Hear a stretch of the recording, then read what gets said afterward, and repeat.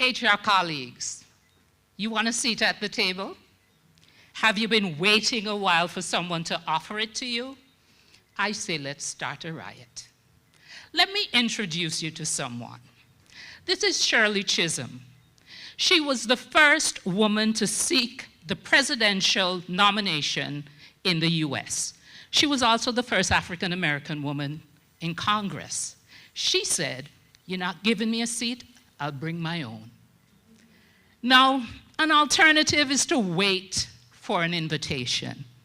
Some of you may be doing that. How's it working out for you? I put it to you that you need to be more assertive. Let's bang on that door.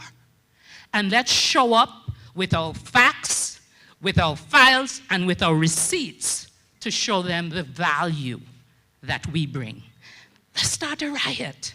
No, not the kind that's going to get the cops out, but rather a riot where we reimagine, we innovate, we outsource, and we translate. Let's take a deeper dive into each of these.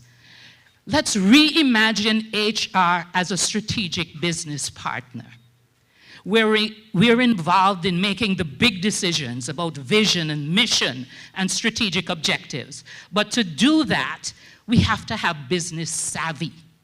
We need to understand how the business works, how we make money, why we're better than the competition, and how we're going to stay that way. Something else that we need to do is to embrace evidence-based decision-making.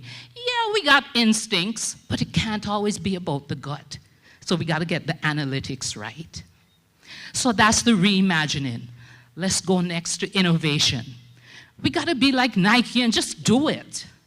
Or like Apple, where they roll it out, we tell them all the problems they have with it, then they patch it and come with the next version. That's being agile.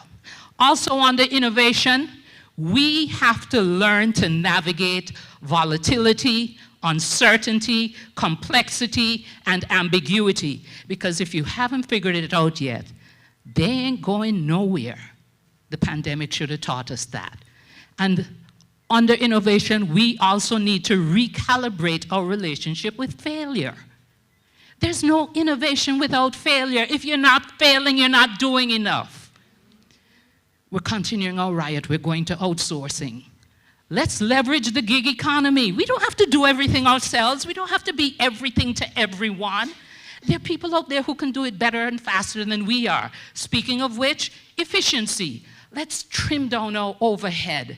Let's buy efficiency into the organization.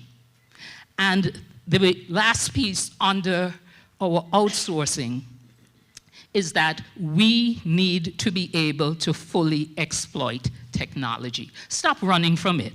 Get rid of all those old-fashioned manual things that we've been doing.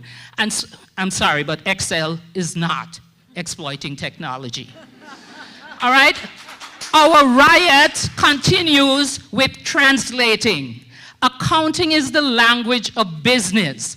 We need to learn how to read it, we need to learn how to speak it, and we need to learn how to understand it. Something else you need to translate. Don't nobody want to hear about your process. If they do, they'll ask you, but don't hold your breath. They want to hear about outcomes. So translate process into outcome. And while you're translating the soft stuff, you're tired of seeing people's eyes glaze over when you're talking about the soft stuff? Tell them about the impact of the soft stuff, which ain't soft at all. And when you're doing it, use the language of business.